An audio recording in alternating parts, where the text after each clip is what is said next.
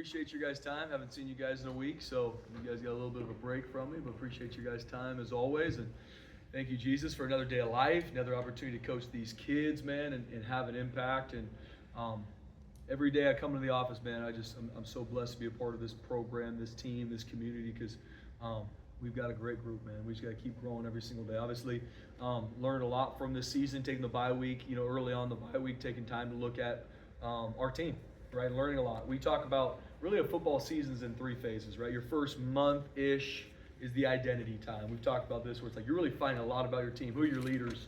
What do we do really well in all three phases? Who are our guys?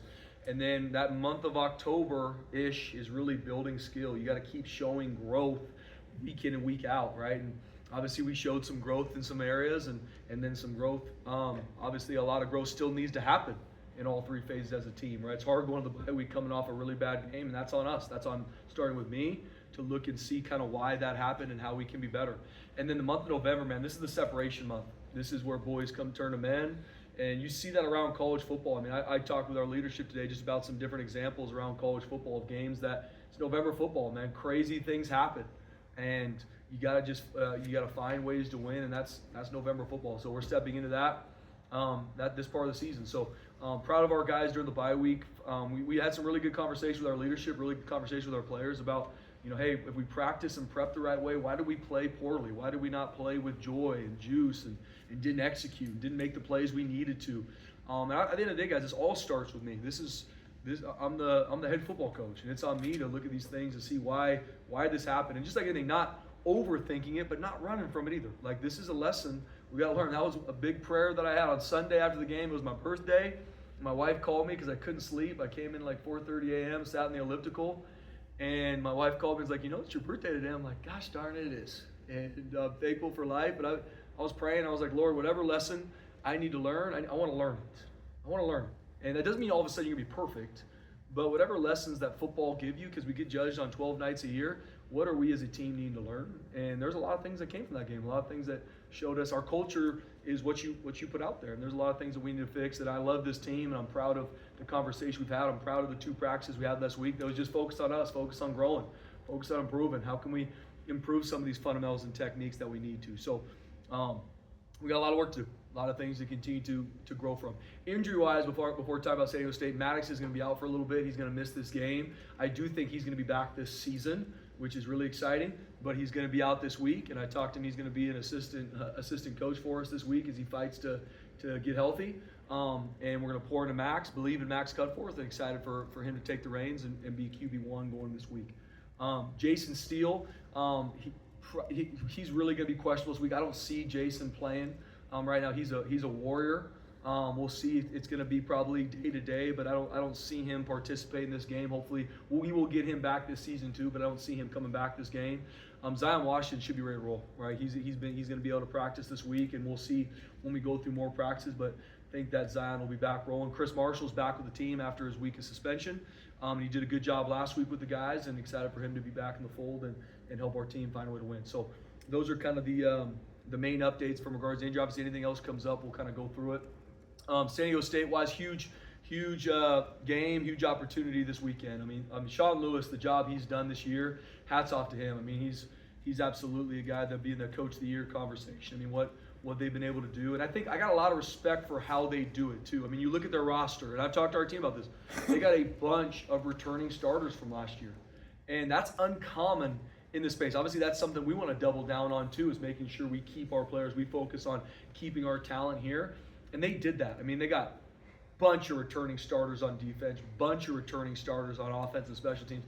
And they did a really good job either through high school kids or the portal finding ways to even create more competition. So, I mean, they're a very talented roster. I've talked to a couple coaches that have played them, and they just say, Coach, one thing you got to be ready for, they're going to play very, very hard.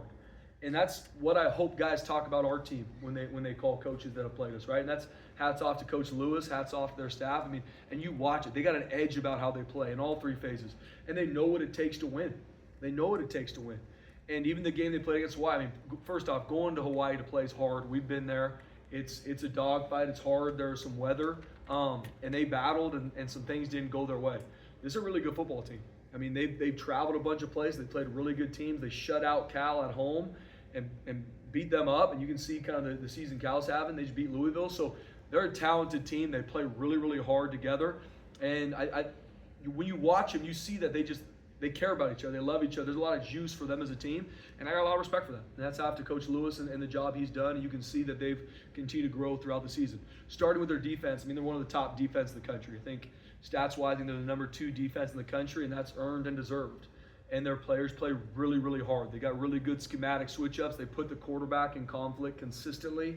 They do a great job with their front. They tackle well. They do a great job creating interceptions and taking the ball. They're one of the top teams in the country in regards to turnover margin. And they don't give up yards easy on defense. I mean, you get a first down, that's a big deal. I mean, they're a very, very stingy defense, and they play really, really hard. A couple guys to note, Trey White, one of the best players in the country. I mean, he's an edge rusher for him, number 2. They do a lot with him, and his game's even evolved and taken a big step over this past season. And I mean, he's a player we have to know where he's at all times. Chris Johnson, number 1, their corner, one of the best corners in the country. A little bit banged up, didn't play much against Hawaii, but he's one of the best cover corners in the country. And he's also going to show up and tackle too, which I love about his game.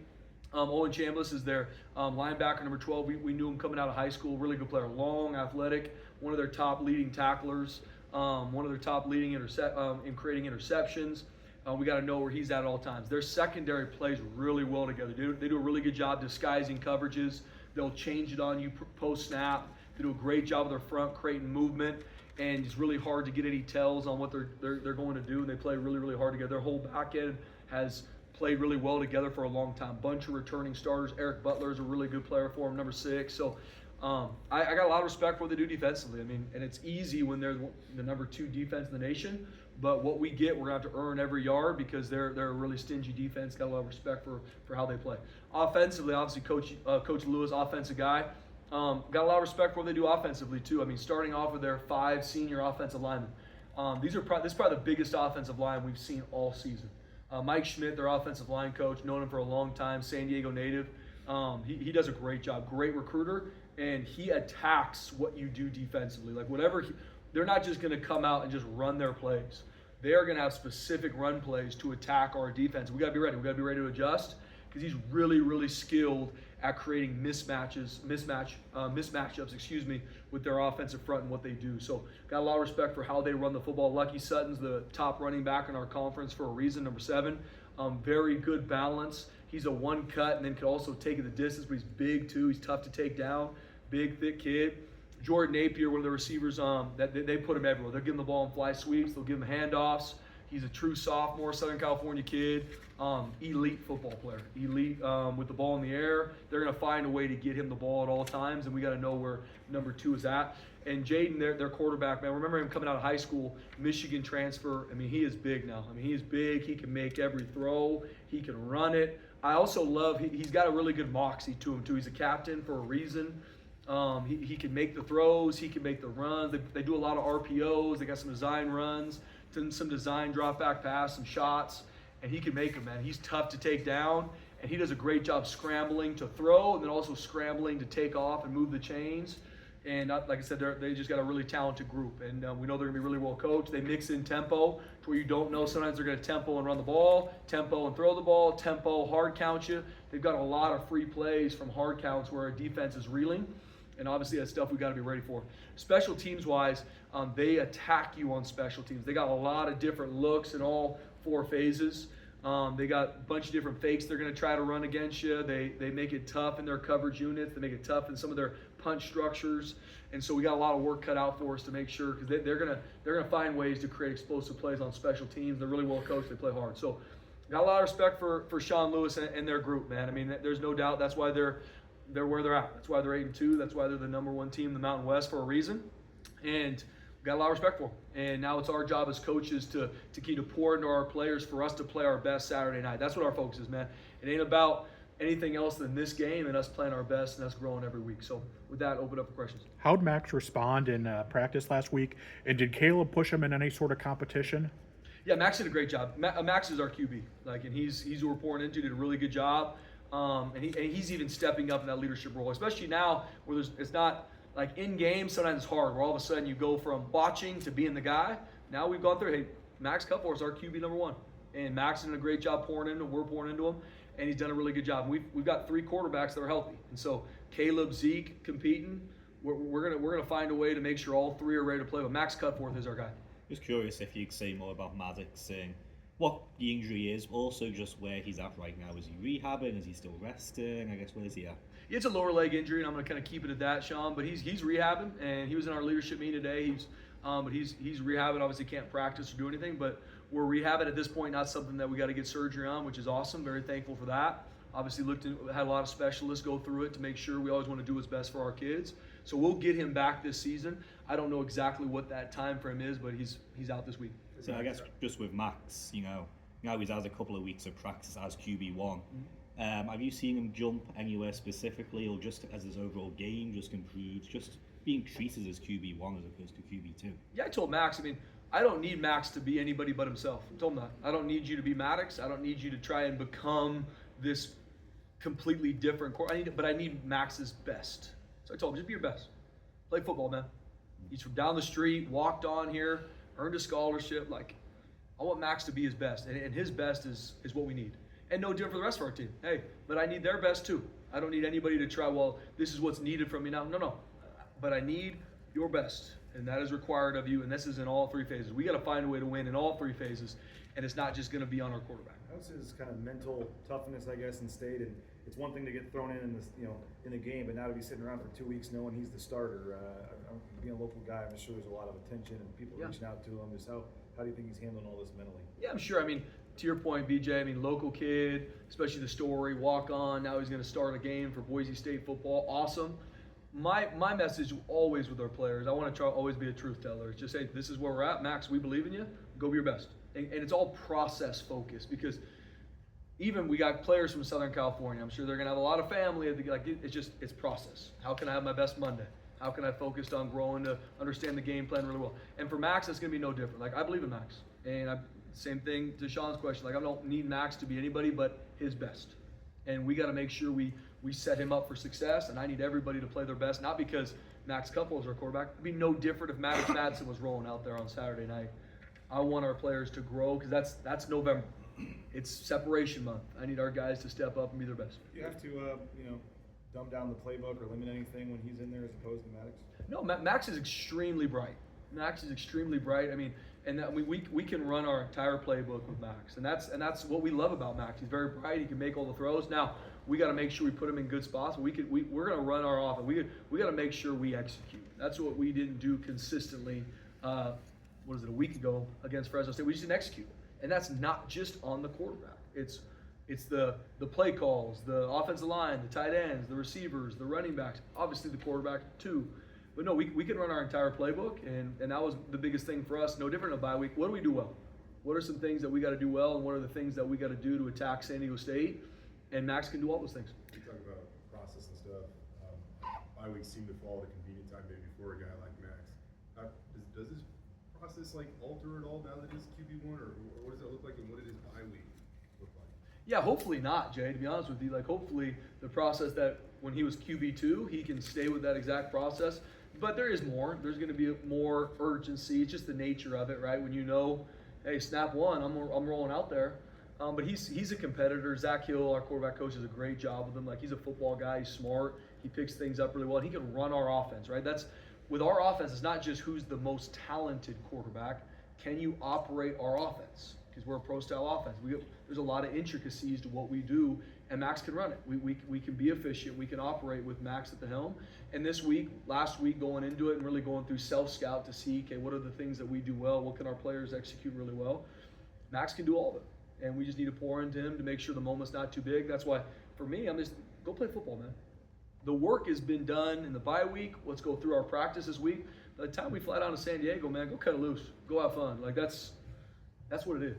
Do you have a early in his time here, Max Cutforth moment? Obviously you believed him. You want to put him on scholarship. So do you? I have covered him back in high school. I saw him as a competitor there. But do you have a little moment, maybe something against your defense or anything like that? Yeah. Do you recall? It's a good question, Jay. I remember when he was on scout team quarterback, and I was probably yelling at him a ton, just like some of the other defensive coaches, just to do something. But what I love about Max, is he never gets too high or too low. And similar, him and Maddox are very different personality, different players, all that. But like he's a very cool, calm competitor. Even in the Fresno State game, things are not going our way. We're not playing well, and that's not Max's fault. Just in general, if anything, it's my fault.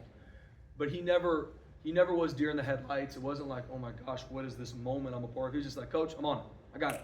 Let's go. And that's an uncommon trait. And seeing that even, like I said, local kid, walked on, had opportunities to go other places, walked on here because he wanted to be a part of this football team. And even through his time here, he's absolutely earned the right to be a scholarship quarterback. Coach, Cool. back to your opening statements, you talked about a lot of soul searching and finding answers to some questions that you were looking for. What did you learn about your team? Yeah, good question, Mike. I think, the two biggest questions that I had, and we talked a lot about as a team, were, first off, I thought we prepped really well, practiced really well, but we didn't play well. Why? And some really good things came up. Okay, how can we simplify? How can we make sure that we celebrate each other more? How can we make sure that our relationships throughout the building, coach to player, are where they need to be, even 3 months in? Because it's easy to get caught up in the rut of like, it's kind of the same old when you've been doing this for a long time. That's everywhere in college football. So a lot of things came up with that question. What we can do, creating more competition at practice, good on good, to make sure our guys don't lose that edge and can execute. So a lot of good things came from those questions. Then another one is, how do we respond to adversity better, right? Fresno State, starting quarterback goes down. Some other things don't go our way. Why did we not respond the right way? Why? And just really good hearing how we can maybe practice some of those things better, how we can preach next play, where it's not just next play. Like, no, it really is. Like, even if it's a touchdown for us or a touchdown against us, it's next play, because we're a process-focused team. So a lot of good things came out of it, Mike, and a lot of things even for me as a coach, looking at, am I putting too much, am I focusing on things that don't need to be focused? Am I focused too much on maybe things that, and talking too much to our guys about Mountain West Championship and college football, which I really don't, but I think maybe but I also know in this community that's talked about all the time. So is there too much pressure on our guys to where they're playing tight? Because I don't want that. I want our guys to just go play with joy, cut it loose. So how can I be better to make sure when they're in this building, there's no stress, man. The only stress I want is for you to be your best. I don't care what you do in this life, I want you to be your best. So a lot of really good conversations came out of it, Mike. Had a lot of really good conversation with guys that are in this building that are mentors to me, and really good conversation with our leaders and our players so we can grow. Did you sense that there was a little bit of frustration coming out of that Fresno State game, and maybe if you didn't attack it right away, that maybe it could build? Mike, we got booed off the field.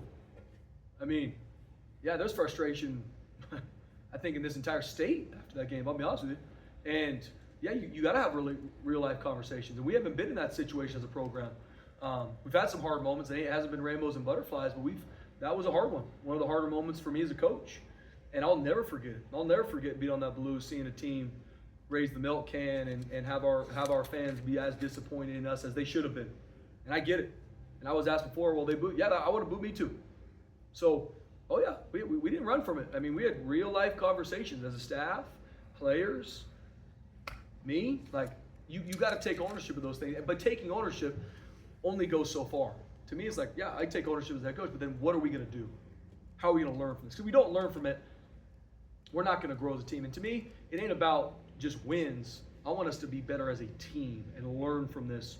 And then I believe the results take care of themselves. Going back to Max, going from walk-on to QB1, an uncommon story. I don't know when the last time it's happened here was, but what kind of special traits does a player need to really make that type of rise? Yeah, with Max, I think just being a competitor. I mean, that's number one core value in our program. In climb, seize competition. And that's urgency to win in everything. And I think that's Max, right? That's Max. I mean, seeing a guy counted out, I shouldn't say counted out, but obviously as a walk-on in any program, there's guys that the staff think that maybe are going to potentially be better. And he just continue to work, continue to learn, continue to grow. And little by little, he's climbed all the way to be QB2. And then we know with QB2, you're one snap away from being the guy. And he is the guy now. And he's earned that right.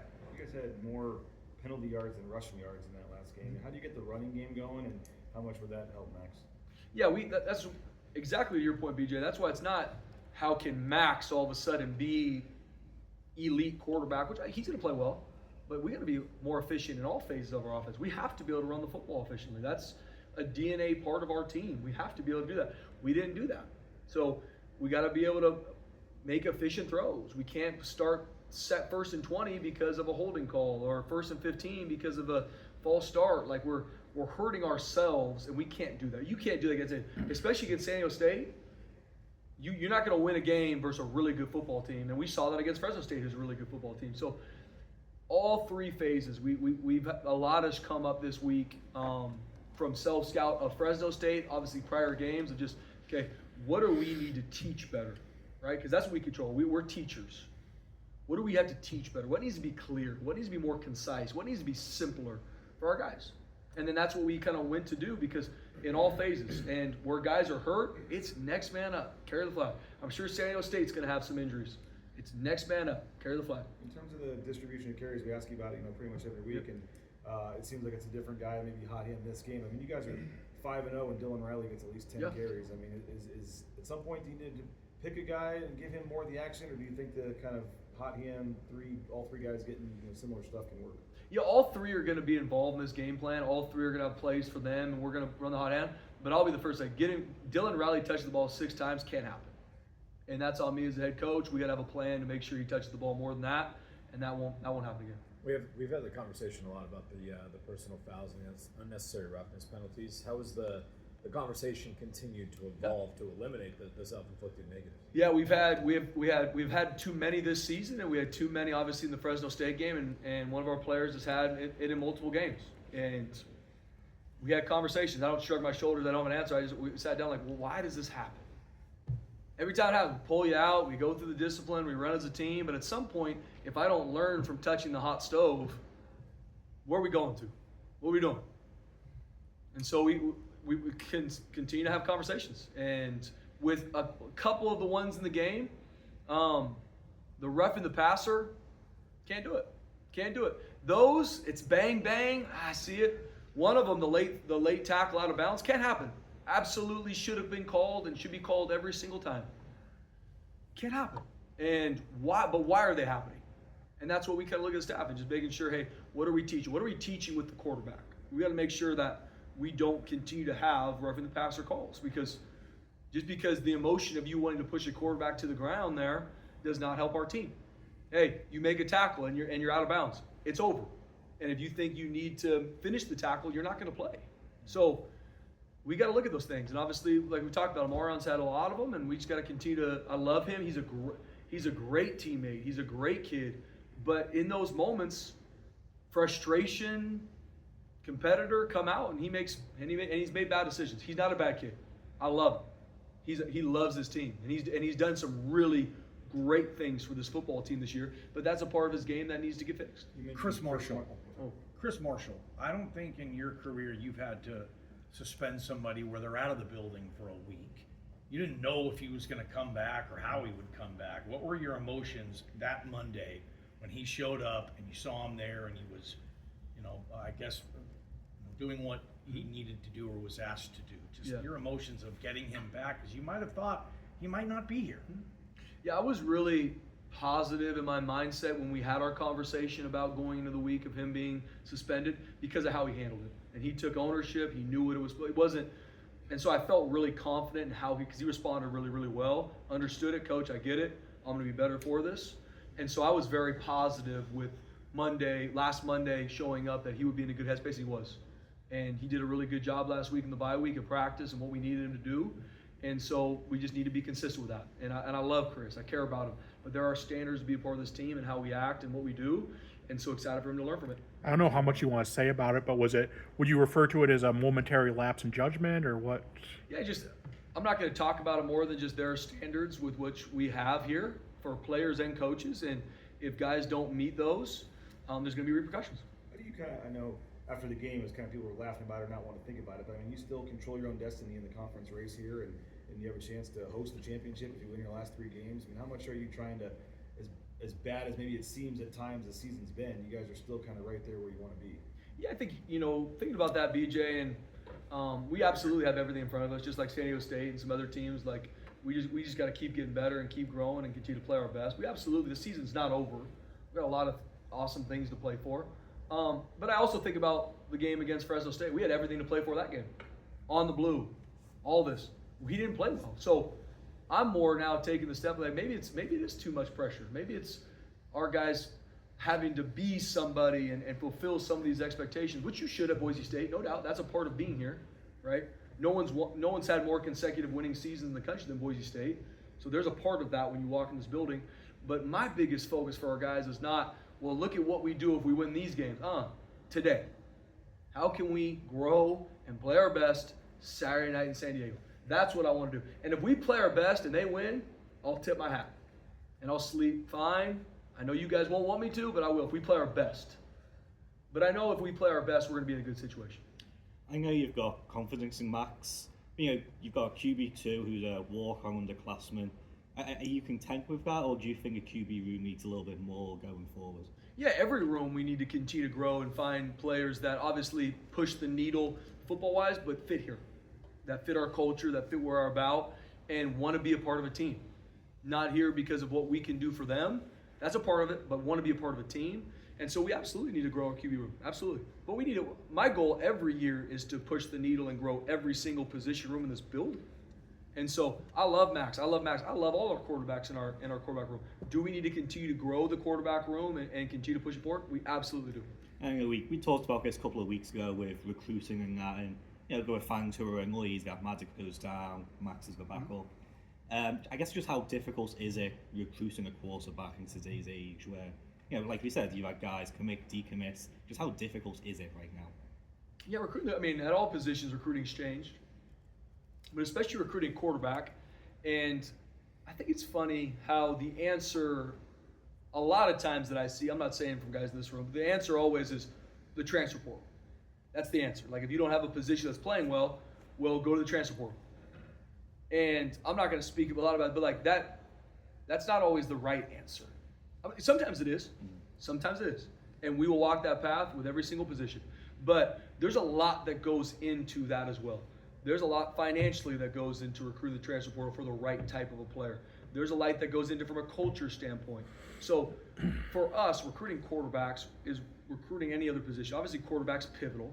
And we have had some decommits, we've had some things, but I believe in this team, and I believe in what we can continue to grow to, and I know we're going to find the right ones. That doesn't mean that people on the outside are going to love clicking on the commitment graphic. I don't know. But I know it's going to be the right one. And where they come in is where they're going to grow to, but everyone is going to like who they become here because they're wired the right way. That's what I believe in recruiting.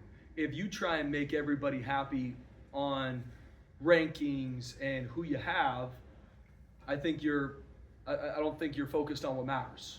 For us here, talent sets the floor, character sets the ceiling. I want to find guys with a high talent, but most importantly, high character, because then they can become really good football players and really good parts of this culture. And so note with the quarterback room, we've got, we're continuing to recruit a quarterback. We've got one great that we really like committed. We got another one that we're working to find who that is, but we'll find him. So we'll find the right one. All right, thanks, Zach. We're good, Sean. Yep. Thanks, Coach. Thanks, guys. Thanks, Coach. Thanks, Coach.